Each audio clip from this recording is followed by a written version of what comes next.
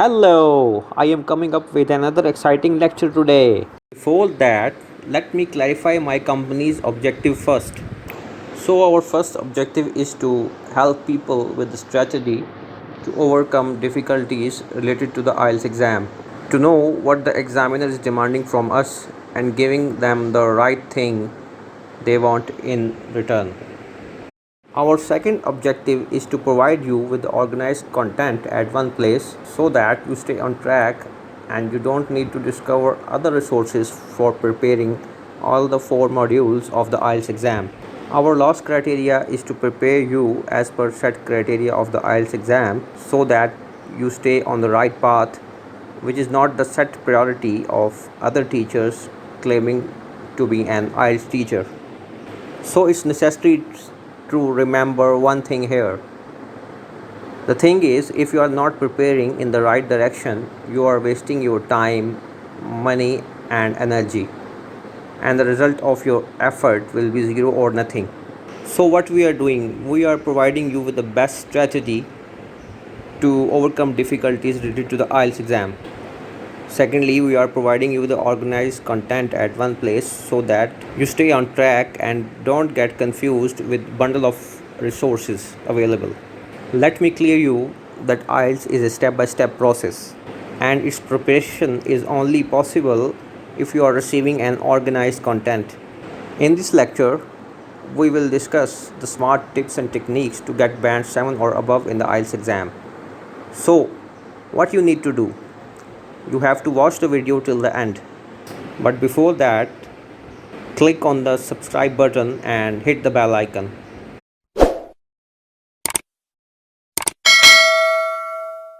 I am going to recap what we have learned so far. Firstly, we learned about speaking. As per IELTS, speaking is a combination of four different things. And these four different things are fluency and coherence, grammatical range and accuracy, lexical resource, and pronunciation. So, to improve speaking, we have to work on these four things step by step. In our second lecture, I told you how to assess your speaking. You can send us your recorded responses on vocaro.com and we will give you feedback related to all the four criterias set by the IELTS examiner to improve your speaking. You can email us, which will be provided to you at the end of the lecture, or you can contact us on our Facebook page. To assess your speaking is important because if you are not going to assess your speaking, then you will not be able to find your weak areas, and as a result, you will not improve in a short period of time. In our fourth lecture, we discussed fluency, and as you people know that fluency is speaking without pauses and hesitations. We told you steps related to improvement of your fluency, such as you have to listen to the songs, you have to read out loud, you have to include speaking in your daily routine, and so on. In the next lecture, we discuss coherence and cohesion. Coherence simply means logical flow of your ideas or logical connection of your ideas. And you can connect your ideas with the help of discourse markers such as although, however, as well as moreover, etc. Then we talk about cohesion, in which we tell you that how to connect your sentences with the help of linkers and connectors. The most common linkers are and, but, although, etc. In our recent lecture, we discussed about the vocabulary, how to improve your vocabulary. We told you that you have to improve your receptive skills, you have to listen and read. This will be the input phase, and after that, you will record the words which you have listened or read. In the next step, you will review the words on monthly, daily, or weekly basis, and after that, you will apply these words in sentences and paragraphs in your writing and speaking. In the last step, you have to practice it a lot, and this cycle goes on, and you will definitely increase your vocabulary, and you will be able to learn almost 150 to 300 words in a month. Don't skip the video as we are now going to start our lecture. So what we are going to cover in this lecture is the grammatical errors which a lot of IELTS students make in their IELTS exam, and if you are able to rectify these errors, then these weaknesses which you have will turn into your strength, and these strengths will then become tips and techniques for you to improve your score in the IELTS exam.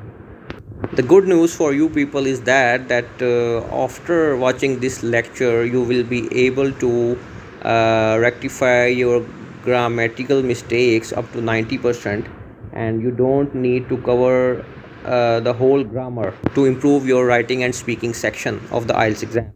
Now I am going to discuss simple grammatical errors which lot of IELTS students usually make in their exams, and by rectifying these errors you can turn them up into an opportunity.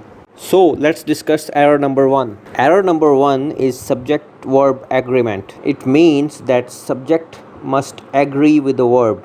Means that if a subject is singular, then it will take a singular verb, and if a subject is plural, then it will take a plural verb. As we already know that subject is a thing about which a statement is made, and verb is a word which shows action. I have taken a sentence in the slide, people are praying. In this sentence, people is a subject, and are is a verb, and praying is an object. So I have also taken an other sentence as a reference, and there is a grammatical error in that sentence, and the sentence is governments is making regular changes in their constitution.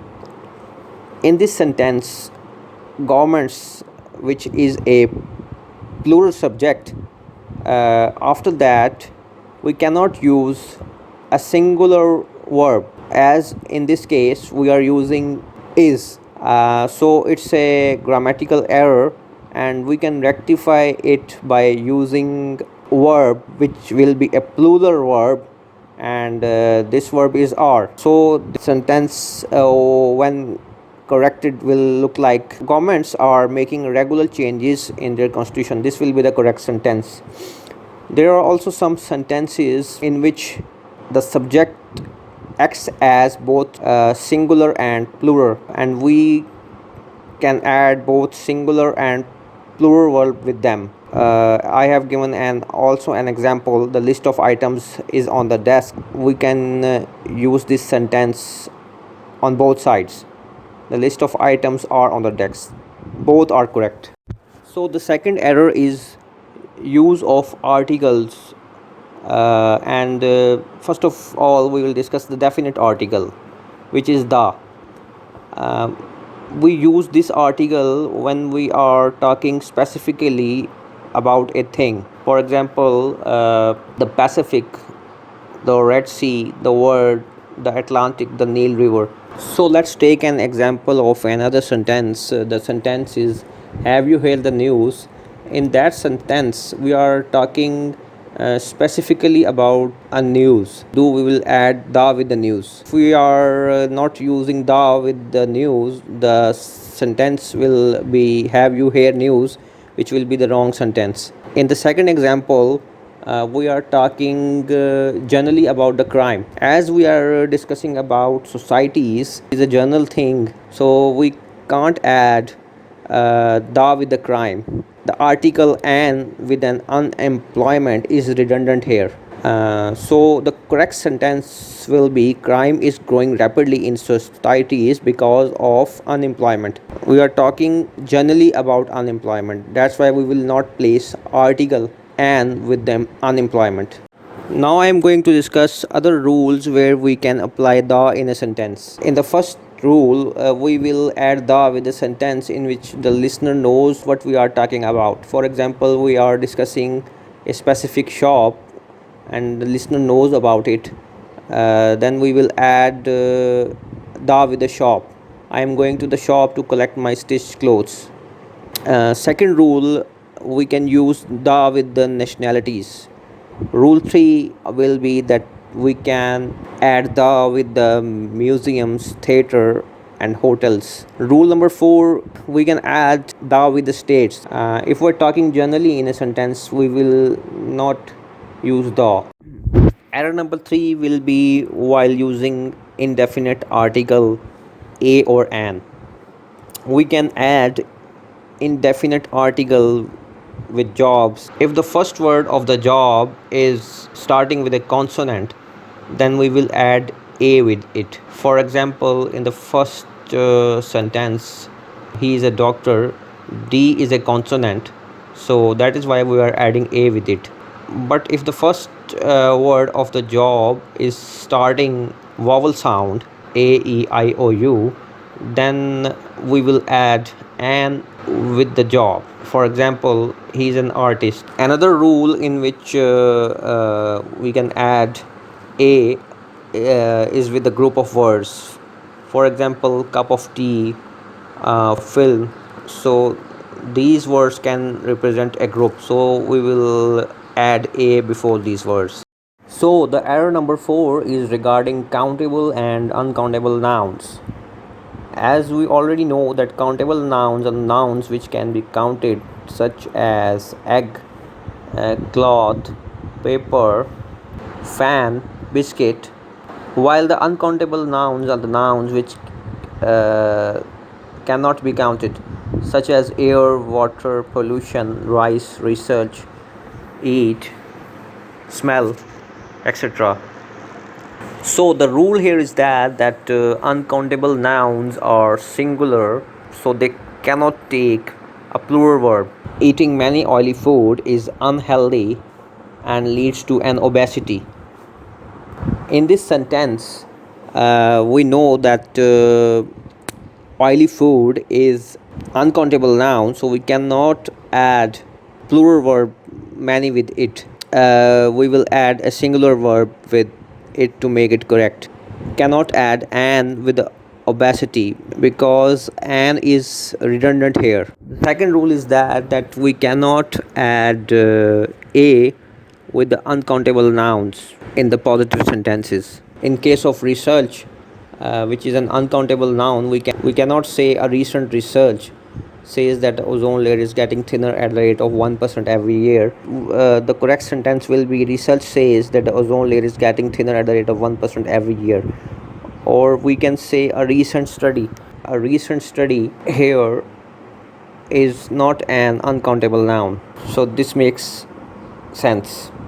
The fifth error is with the second verb taking an ing form or 2 plus infinitive form. For example, if a verb is followed by an other verb and the second one is taking an ing form or infinitive form, we will have to classify the verbs. For example, if a verb such as enjoy, admit, and mind, if they are following by an other verb such as traveling or stealing or waiting, then these verbs mean to say the second verb will take the ing form and we have to add ing with these verbs. As in the case we have applied traveling with the enjoy and stealing with the admitted and waiting with the mind. The other verbs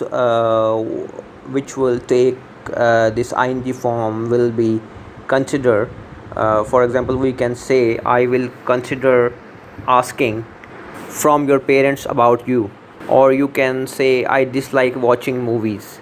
You are adding ing form with the second verb. So if you are not doing this, you are committing a mistake, which is a grammatical error. And there are some other verbs which are followed by a 2 plus infinitive form. These verbs are want, learn, and offer. The sentence in this case will look like I want to speak to you. She is learning to play the piano.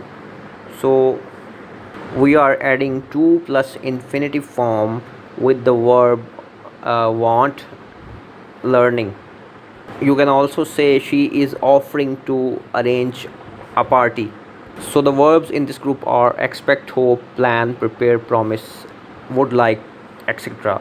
Number 6 error is adding comma after the discourse markers. So if we are not adding comma after the discourse markers, such as however, firstly, on the other hand, in conclusion, then we are committing a mistake. And the next error which is linked to it is the error with using although in a sentence. Approach to use although is that we have to start our sentence with although, and after this we will add a clause, and then we put the comma, and straight after the comma we will add the opposite clause.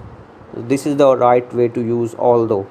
What the students are doing, they are using the wrong approach, starting with the clause and then adding although with a comma, and then they are using the opposite clause, which is a totally wrong approach. So you have to keep in your mind while using although that this is the correct approach. In the last and 7th error, the use of the verb tense. We will use the tenses according to the question.